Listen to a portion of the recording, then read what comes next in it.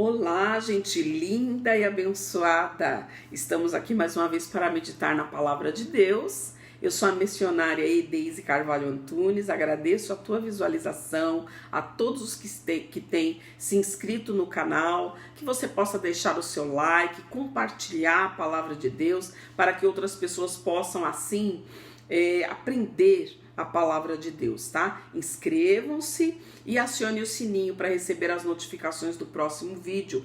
Nós vamos retomar aí aos nossos estudos. Nós temos que aproveitar esse tempo, aqueles que têm a oportunidade de estar em casa, para aprender o que é a Palavra de Deus. Porque muita coisa que tem registrada na Bíblia é em sentido figurado e muitas pessoas fazem confusão e até quando leem ficam com medo. Nós vamos meditar um pouquinho hoje sobre o que está em Daniel 8.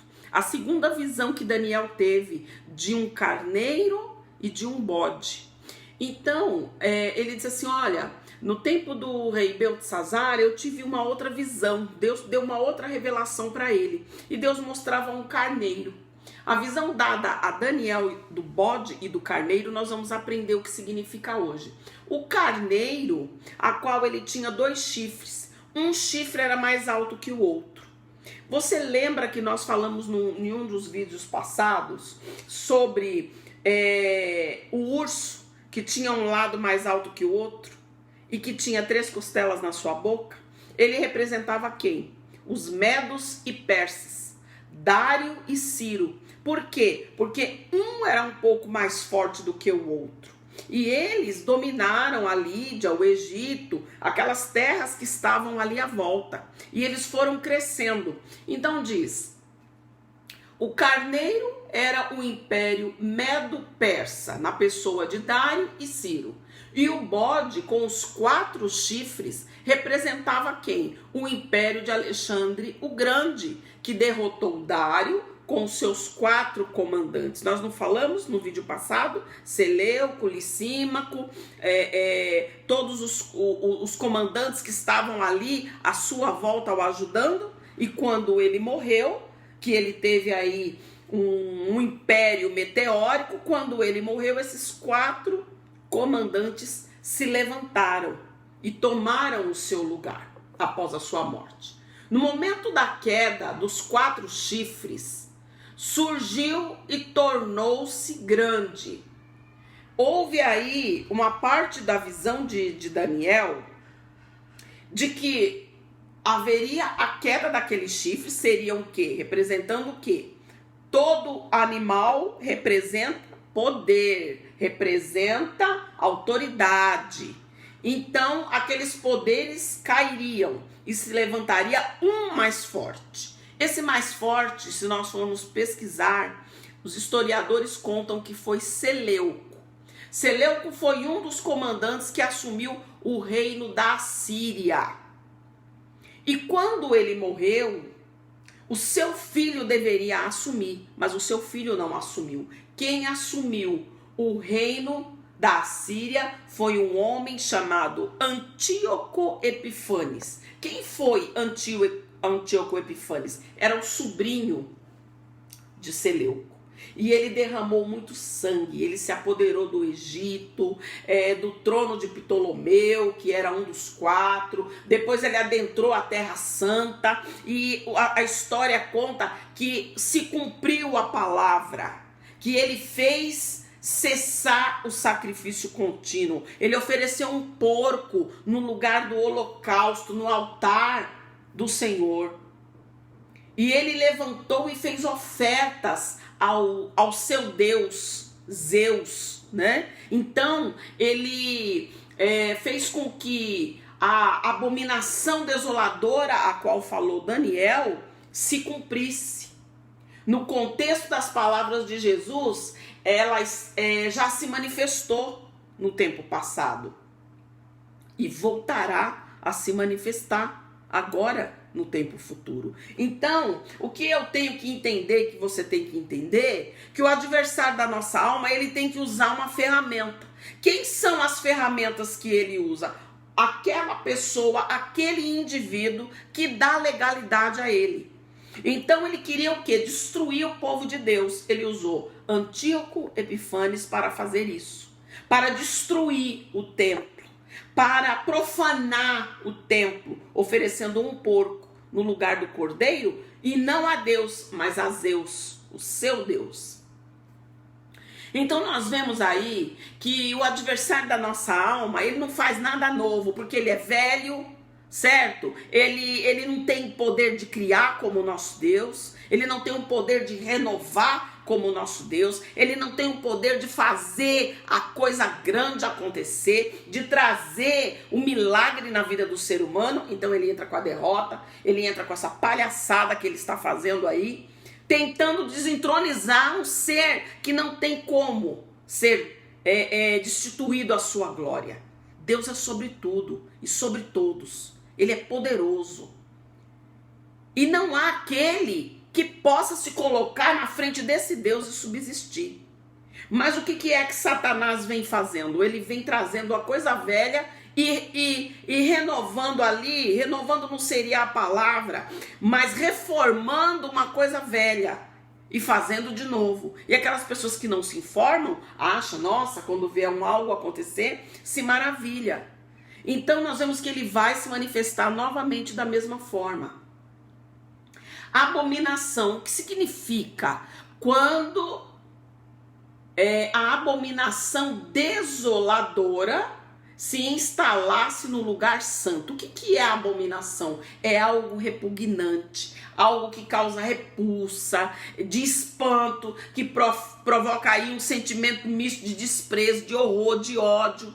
Quando diz assim, Deus abomina, é porque Deus odeia determinada atitude nossa. Ele ama o pecador, mas ele abomina, ele odeia o pecado. Então esse poder se manifestou pela primeira vez na destruição da cidade de Jerusalém no ano 70, quando os estandartes idolátricos do Império Romano sitiaram e destruíram pela primeira vez, com a derrota da grande revolta dos judeus contra o domínio de Roma. A cidade foi tomada pela força do comandante Tito. E as suas muralhas e o templo foi destruído e o resto da cidade ficou em ruínas. Então este é o primeiro cumprimento do histórico profético de Daniel 9:26.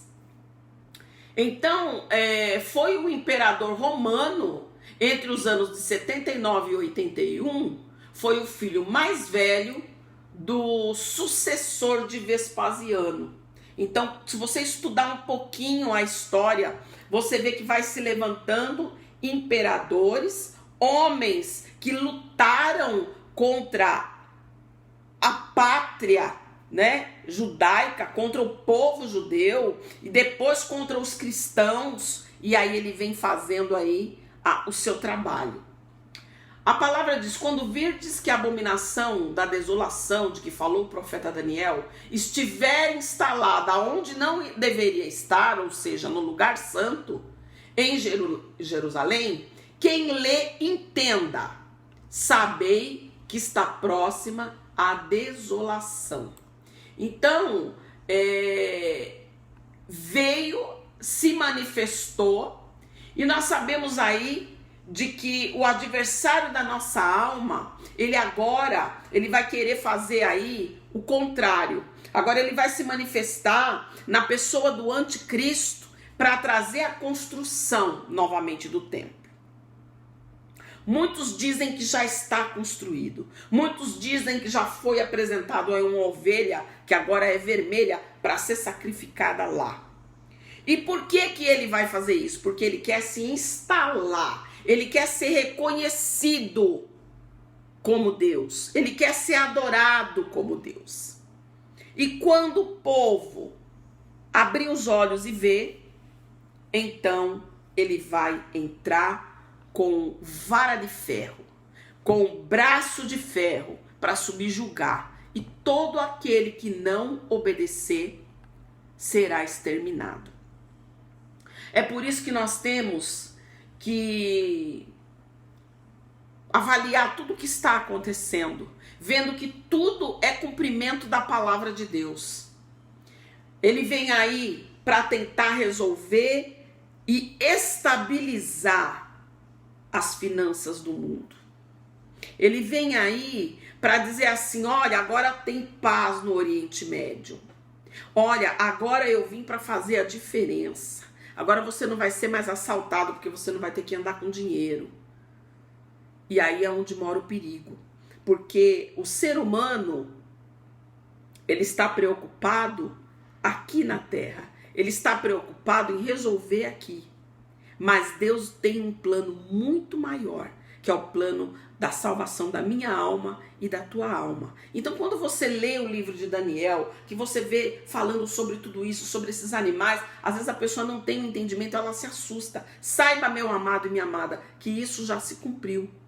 As visões que ele teve, uma estava confirmando a que ele havia tido anteriormente. Então, o que nós temos que fazer agora é nos achegar a Deus, é meditar na sua palavra, é aceitar o Senhor Jesus como nosso Salvador. E sobretudo nos dias que são difíceis que nós estamos atravessando, orar por aquele que não pode orar. Orar por aquele que está passando por um momento de dificuldade, por aquele que está dentro de um hospital. Vamos aprender a palavra de Deus, vamos colocar em prática e vamos, sobretudo, estudar esses assuntos para que nós não sejamos pegos aí em algo em que nós não dominamos. Amém? Eu espero que eu tenha podido, aí de uma forma simples, esclarecer quem era esse carneiro, né? E quem era esse bode, de que forma que se manifestou, e que você possa deixar seus comentários, que você possa divulgar para que mais pessoas cheguem ao conhecimento da palavra de Deus. Que Deus te abençoe grandemente, que Ele venha aí a colocar uma marca de bênção na tua casa e no meio da tua família. É o que eu profetizo sobre a tua vida, em o nome do Senhor Jesus. E fica para ti um forte abraço da missionária Daisy. Até o próximo vídeo.